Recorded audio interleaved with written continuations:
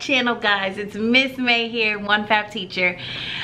My video today is all about helping teachers who have issues, troubles with students who constantly talk during your whole group mini lessons. So I'm going to share with you guys some tips that work for me. Now, before I get started, I have to be honest with each and every one of you. Many people, I feel, want a quick fix with classroom management, procedures and routines, and there's no quick fix. I have to be honest with you, anything worth having, if you want a smooth, well-oiled running machine classroom, you have to put in the work. It doesn't happen overnight. You have to teach the kids constantly. You have to go over those routines, and most importantly, I cannot stress enough to you, and if you're not familiar or aware, sometimes I feel like I'm just constant, like I sound like a broken record, and I know people are like, okay, we get it, build relationships.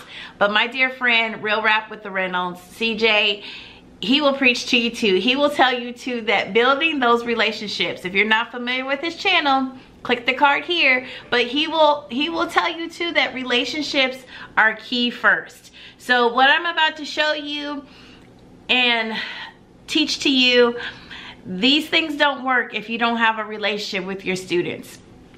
And you build relationships on the first day of school, the very first day. Kids can tell if a teacher is fake and phony. Kids can tell, you know, if you're really there for them.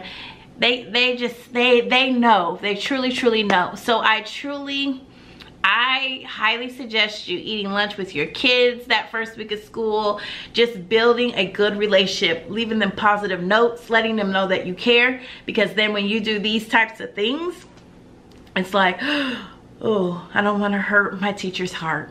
Oh, my teacher is sad. Oh, my teacher's disappointed. They don't want to hurt you. So, here we go.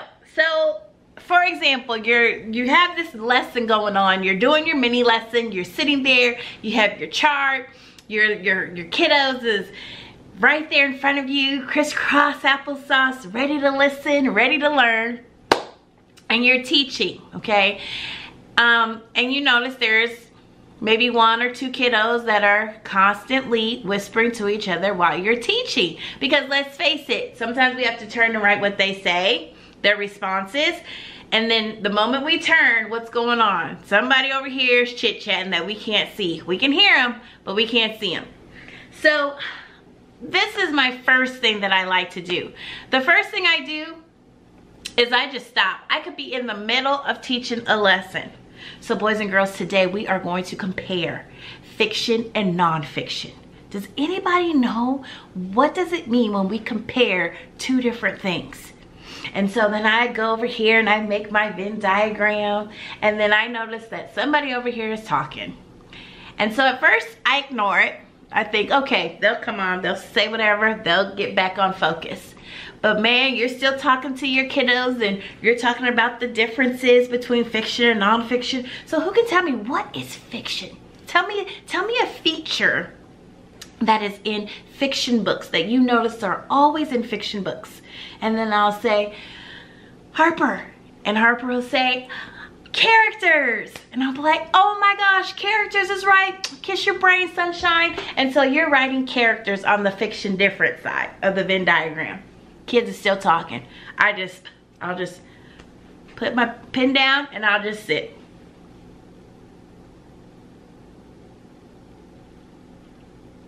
And y'all, I'm gonna tell you, I sit for about 15 minutes and it feels like almost an hour to them because everybody stops and they're wondering why all of a sudden Miss May stopped in dead sentence, and I won't say anything else. I'll just sit there, and I sit there and I'm not looking very happy. I just sit there.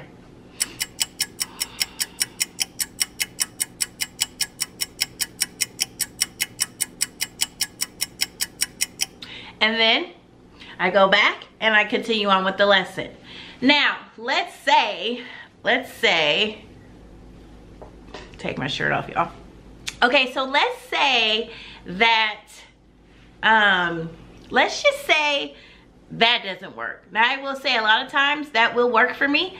It just kind of depends on your year. It depends on what kind of students you have. It just kind of depends. So you just gotta kind of play with different things that work for you. But that works a lot. And that'll nip it in the bud, you know, for that lesson. So then let's say, okay, that's not working. So this is option 2. So option 2, if I'm sitting there and I'm teaching and we're comparing fiction and nonfiction, and I'm like, you know, going into my whole spiel, and I'm like, oh my gosh, okay, so we know that there's features. The features that are inside fiction books are characters. Who can tell me a feature that you would see in a nonfiction book that isn't in a fiction book? So then I'll call on someone else, say, Drew, and these kids still are talking. So what I do, I just stop. I'll just stop in the middle of my sentence. So let's just say I write, okay, Drew, I think that's a great feature. Gloss. You know what? I guess there's friends in our classroom that already know all about this information. So I'm gonna sit to the side and I'm gonna let them teach the class, and we're gonna listen to them because evidently they already know because they're talking. So Miss May's gonna sit right here and I'm gonna just let them teach.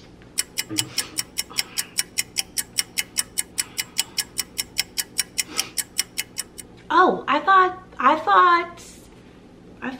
people already knew this lesson. Nobody's coming up.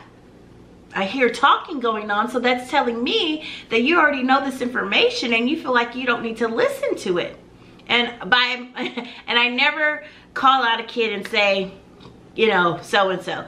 I do my best to just stop it. 9 times out of 10, kids are terrified to have to go up in front of the class to try to teach a lesson. They're scared.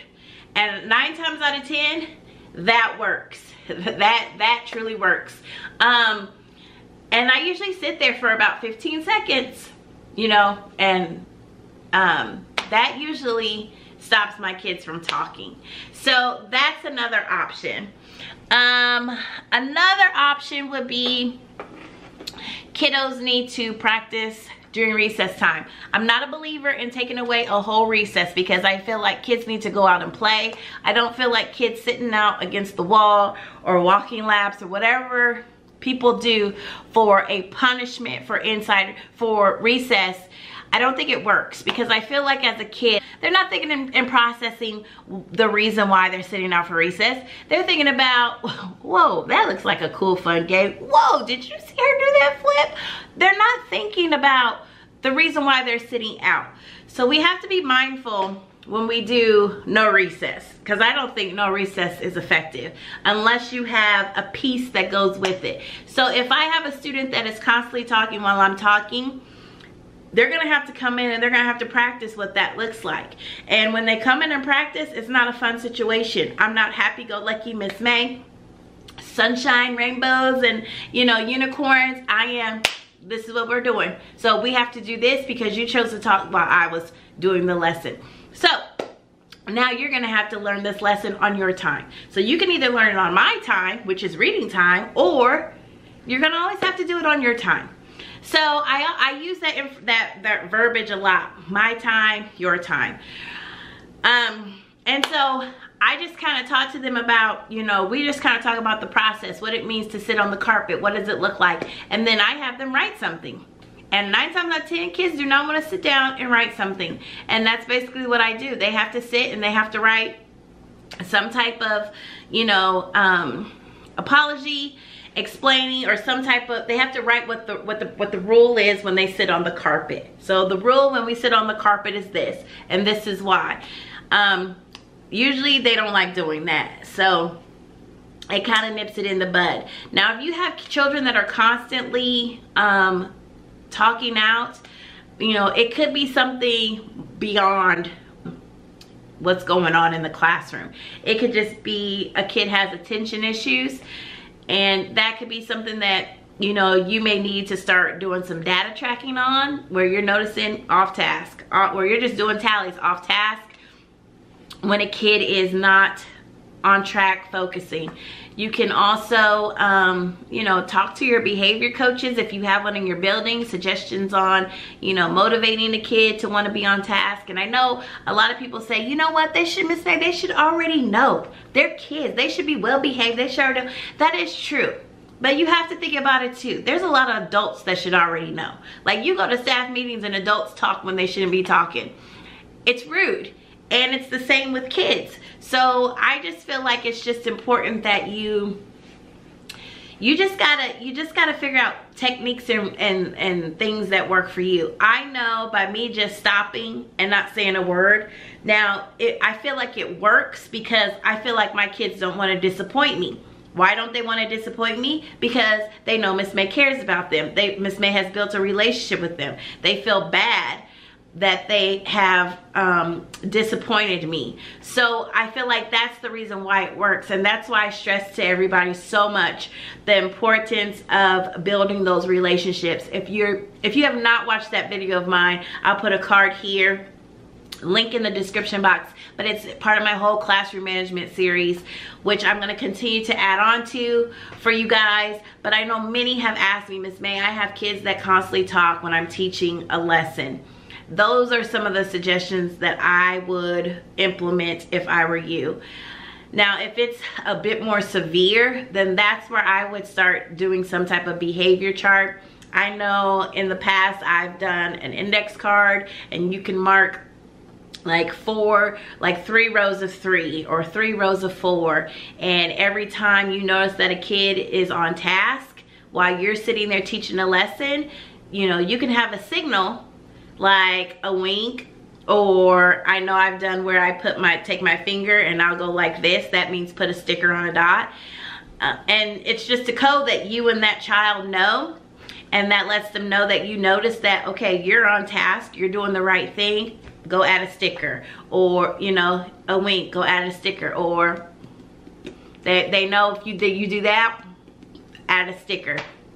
And so when they get, like, you can start off easy. When they fill up the first row, you know, that first row of 3, then they get 5 minutes, 10 minutes of something they want to do.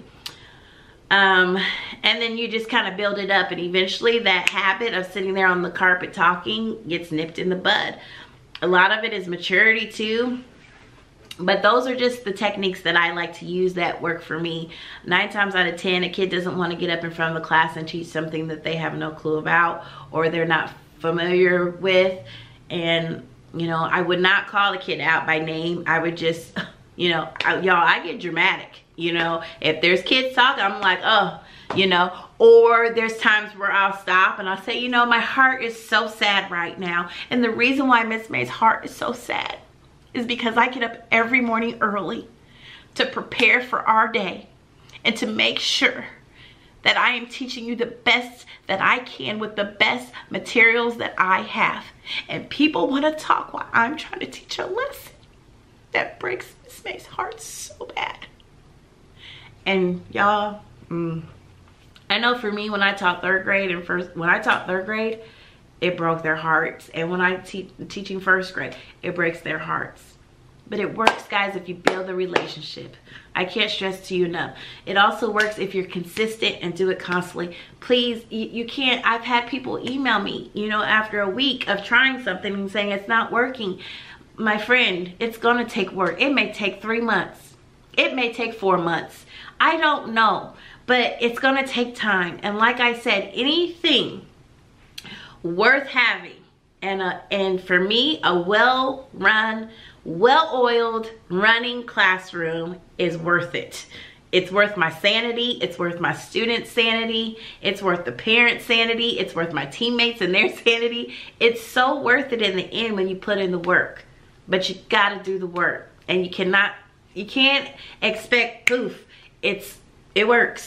It doesn't work like that. It does not work like that for me. I have to put in the work.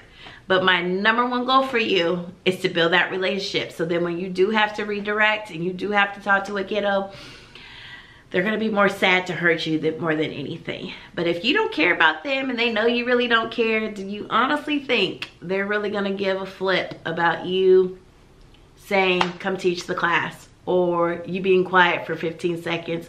No, probably not. So I say this with love, my friends. It's not gonna happen overnight.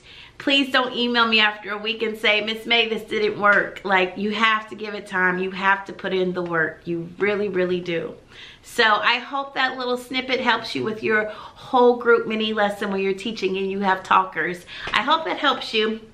And I hope you're able to use some of those techniques that I use. So until next time, I love you guys so much. Stay prayerful and thankful. And don't forget to always pray, because you know that Almighty God, He will always truly make a way. Thank you guys so much for your love and your support. You just don't understand, and you just don't know how much it means to me. Hugs and blessings. Bye.